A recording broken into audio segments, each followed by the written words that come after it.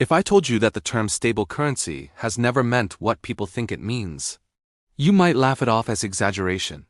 But what if I also told you that every currency in history, every coin, every note, every system people believed was safe and predictable, has eventually cracked, weakened, or collapsed? And the most unsettling truth? Those collapses almost never give advance warning. They break suddenly. They change everything instantly. And by the time people notice, the damage is already done. Welcome back to Historic Finance Lab, the place where we decode the financial forces shaping the past, and the ones about to shape your future. Today's story reveals a pattern governments rarely acknowledge, economists rarely teach, and ordinary citizens only discover at the worst possible moment. Because before you trust any modern currency, dollars, euros, pounds, yen, you need to understand the cycle they all follow. A cycle that begins with confidence, expands through temptation, and ends in crisis. To see the cycle clearly, we need to go back, not to the 20th century, not to the first central banks, but to the earliest civilizations that tried to engineer stable money. Around 600 BCE, the kingdom of Lydia produced some of the first standardized metal coins, stamped pieces of electrum guaranteeing weight and purity. These coins solved a problem older than writing itself: trust. Traders no longer needed to test or weigh metal during every exchange. Stability felt real, tangible, and permanent. But stability created something else: opportunity. Rulers discovered that if you trim just a little metal off the edges, or quietly mix gold with cheaper alloys, you could mint more coins than your reserves technically allowed. Citizens still trusted the seal, markets still accepted the currency. And the king suddenly had more spending power without raising taxes. It wasn't economic philosophy, it was political temptation. And from Lydia, that temptation spread around the ancient world. Greek city-states used the same trick. Persian emperors refined it. Other kingdoms copied it. But no one perfected it like the Romans. The Roman denarius began as nearly pure silver. Over centuries, emperors facing war, debt,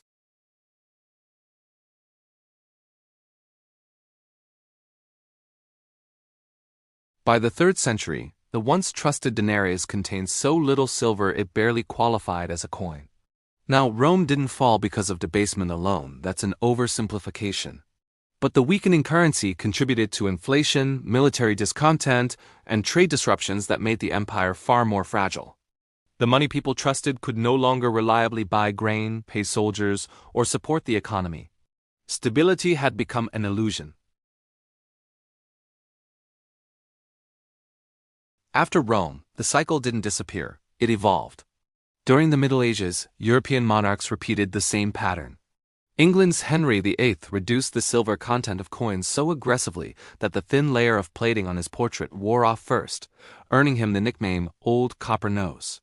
When citizens caught on and inflation surged, governments promised reforms, restored stability temporarily, and then quietly debased again.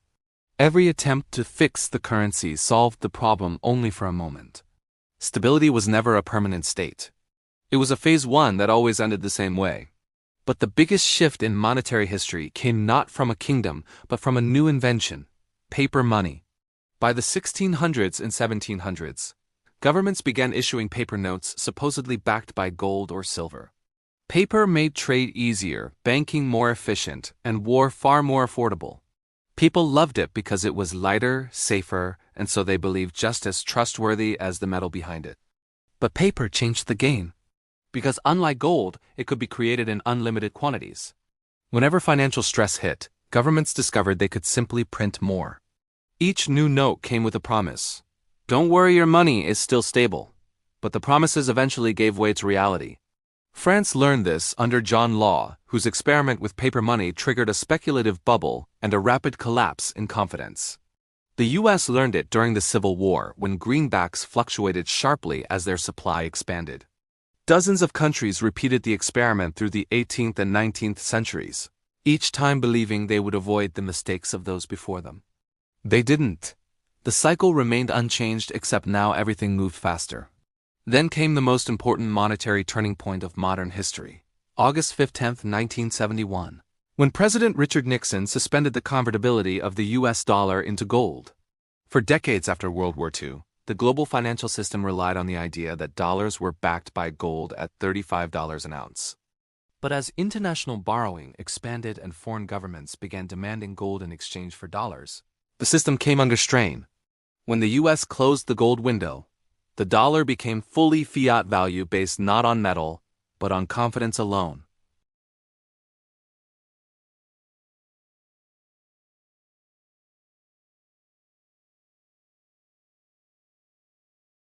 This wasn't a collapse, it was a transformation. But it also meant that stability no longer came from gold or silver, it came from belief in governments and central banks. For a while, it worked beautifully. Inflation fell in the 1980s and 90s. Interest rates were managed scientifically. Global trade exploded.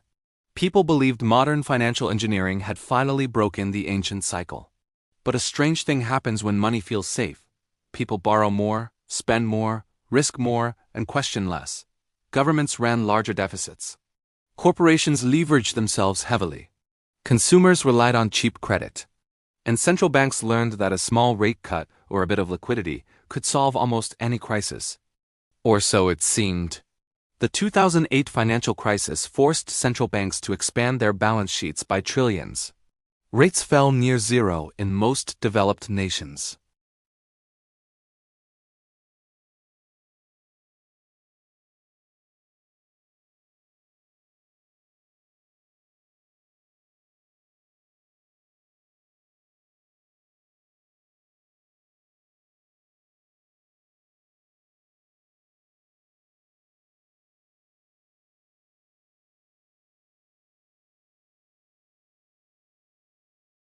The Japanese yen fell to levels not seen in decades. The British pound briefly reached historic lows. Emerging market currencies buckled under dollar pressure. Even the US dollar, the anchor of the global system, lost significant buying power in just a few years. The illusion of permanent stability cracked.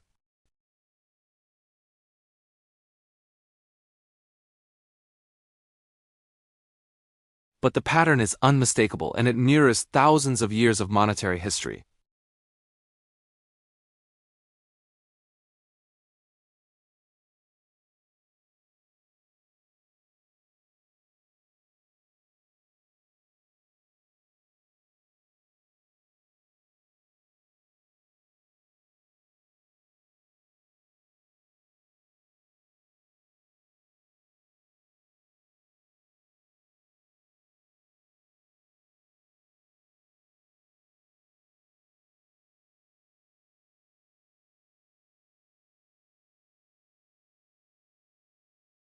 And nearly all major currencies have experienced long-term erosion. Not because of mismanagement, but because debt, credit creation, and political incentives gradually push them toward expansion. Stability has never meant permanence. It has always meant a temporary balance, one that eventually shifts.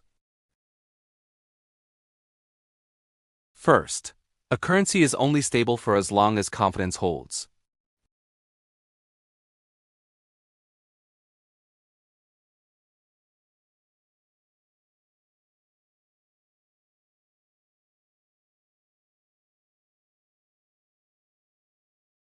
Third, to understand modern money, you can't look at the last 10 years.